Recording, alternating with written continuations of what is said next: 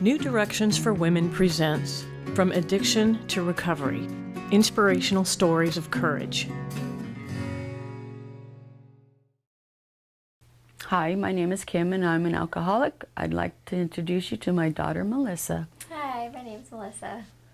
Living with somebody who's gone through the ups and downs of sobriety hasn't been the easiest. The early years, I definitely was afraid of her relapsing, and what that would mean for our lives.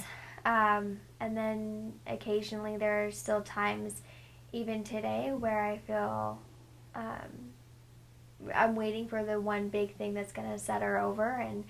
And obviously throughout the years I haven't had that for everything, for every little thing, but there seem to be some big things that make it like that. So it does get difficult. It isn't always the easiest, but knowing that she is sober, knowing that she's been sober, knowing that she has been strong to remain sober has been amazing, especially knowing that being involved in Alcoholics Anonymous and through that whole program, there's a lot of people that we've gotten to know through her 15 years of sobriety, and she's the only one of them who I know who's actually stuck it through and stayed strong and stayed sober, and that speaks volumes, of how she's really moved mountains to be sober. So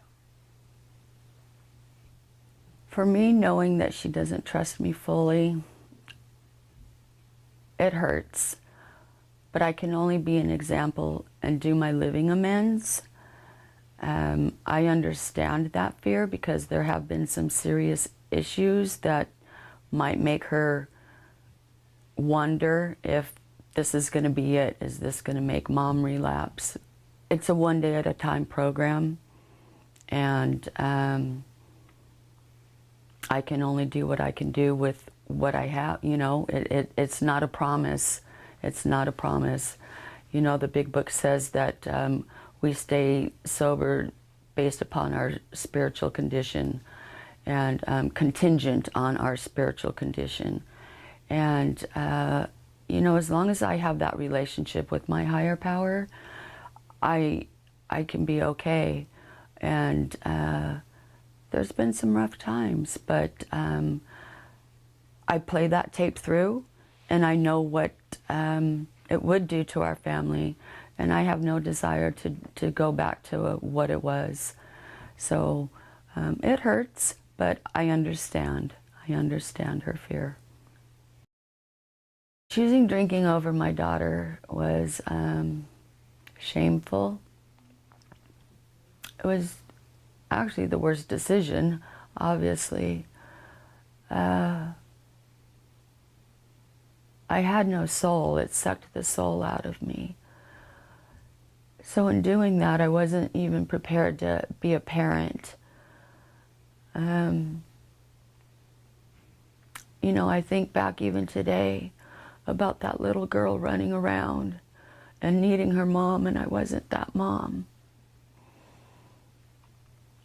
And the guilt, and we're supposed to be free from that guilt once we get into recovery. And it talks about that that if there were wrongs we could right, we would do it. And there's nothing, that's just, those are words. Those are words. And I wish I could go back and just make those things right for her. When we lived in Big Bear, I was 12-stepped, and I had a bottle of tequila hidden under my pillow, and they said, what about that little girl out there? And I said, I don't care. I want my bottle. And you can't change that. You can't change that. She's turned out to be a beautiful, beautiful child, but it damages them. It damages them. And you can't take away that damage. You can't take away that damage. just doesn't matter how old I get, and it doesn't matter how far apart we may be, those decisions will always affect me because it'll always come back to I want her to be sober. I want her to live the life that she's worked so hard to get, and I want her to have the best of that. And I don't want to see her settle for less than that. And so sometimes I worry about that. And alcoholism as the disease, I don't know. I definitely don't look at her as an alcoholic. I look at her as my mom.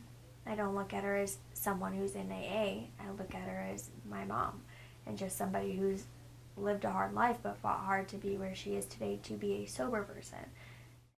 Oh, I'm very proud of my mom.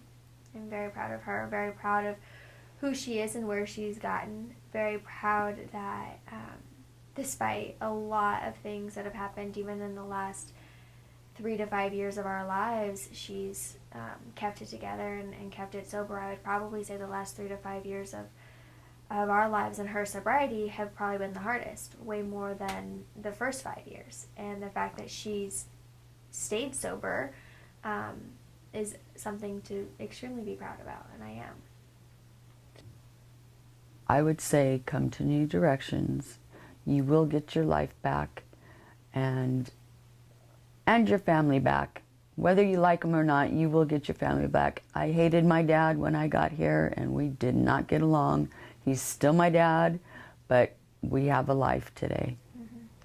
Yeah, I would say the same thing. I would say for the kids, especially the older ones, try to be understanding and supportive. And if I could have gone back, I would have liked to have walked more with a heart and a mind of mercy towards my mom, to see that she was here, that she was actually getting sober, rather than trying to fight her on it and say it's your fault and point more fingers at her.